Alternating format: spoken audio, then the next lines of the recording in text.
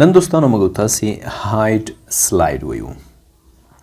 مثلا موږ تاسې یو طریقه دلته وویلې که نه سیټ اپ شو کې فرام زه غواړم چې د څلورم سلایډه پورې سلایډ شو ماته راشي، نور به نه راځي راته. او یا موږ تاسې کسټم شو کې هم وویلې که موږ یو سلایډ شو په خپله خوښه جوړوو تر څو ځینې سلایډونه موږ ته په هغه سلایډ شو کې ښکاره شي او ځینې راته ښکاره نه شي، موږ تاسې د کسټم شو نه هم استفاده کولی شو.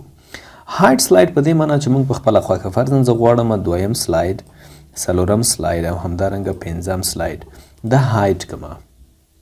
اوس وګوره په دې باندې یو خط کش شو.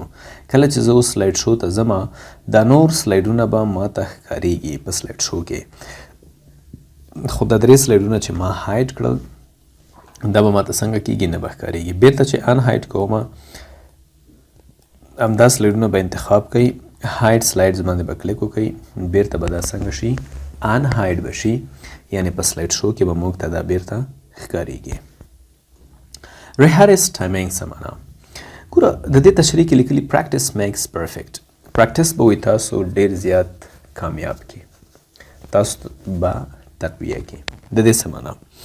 د دې معنا ملګرو دا ده کله کله موږ تاسې پریکټس کول غواړو، مخکې د دې چې موږ تاسې یو سیمینار ته ورځو هغلته خپل پریزنټیشن ارایه کوو، نو موږ تاسې مخکې د مخکې څه کوو؟ مخکې د مخکې موږ دا کوو چې په هغې باندې پریکټس کوو، ځان ته معلومو چې په دې سلایډ کې زه باید څو دقیقې وغږېږم، په دې سلایډ کې زه باید څو دقیقې وغږېږم. دا موږ تاسې مخکې د مخکې نه د ریهرس ټایمینګ په واسطه باندې څنګه کولی شو؟ ترتیبولی شو، په دې باندې کار کولی شو. د ټرانزیشن په واسطه هم من کولی شو، خو دلته ښه خبره دا ده چې موږ تاسو ته په هر سلایډ کې معلومات کیږي. زه اوس لګیا یم فرضاً سبا زما پریزنټیشن دی په پوهنتون کې یا په بل ځای کې، زه د یو خاص موضوع په اړه باندې پریزنټیشن ورکول غواړم چې زه مخکې د مخکې نه نن پریکټس وکړم. پریکټس په دې خاطر باندې کوم چې سبا ماته ستونزه نه وي خدای نخواسته د پریزنټیشن په منځ کې. نو زه راځم ریهرس ټایمینګ ته. دې ساحه کې تاسو وګورئ زموږ ټایمینګ شروع شو، ریکارډ شروع شو. په دې سلایډ کې ما فرضاً 6 ثانیې وخت تېر کړ. نیکسټ سلایډ ته زه راځم. په دې سلایډ کې زه هم کار کوم، دا د تقریبا 2-3 ثانیې مې په دې کې وخت تېر کړ. په دې کې زه خپل ځان سره اوس دا د لګیا یم پریکټس کوم. add your first bullet point here, add your second bullet point here, add your third bullet point here. نو دې باره کې زه وغږېدلم. نیکسټ بیا راځم د دې څخه مخکې ټایټل د کانټنټ لی آوټ، په دې کې مې دومره وخت تېر کړ. په دې سلایډ کې دا د لګیا یم دلته هم وخت تېروم. په اوسني سلایډ کې زما راځي 15 ثانیې یا 6-7 ثانیې تېرې دي او مکمل په ټول پریزنټیشن کې 9 یا 40 ثانیې ما څنګه کړ وخت مې تېر کړ. دا موضوعات ما دلته تشریح کړل د ځان سره، ومې کتل، په دې باندې مې ځان پوه کړ. بیرته راځم اسکیپ ته. اوس ماته څه وایي؟ The total time for your slideshow was 49 seconds. Do you want to save that new slide timings? آیا دا وخت تاسو ثبتول غواړئ؟ زه ورته وایم yes. اوس څه کېږي؟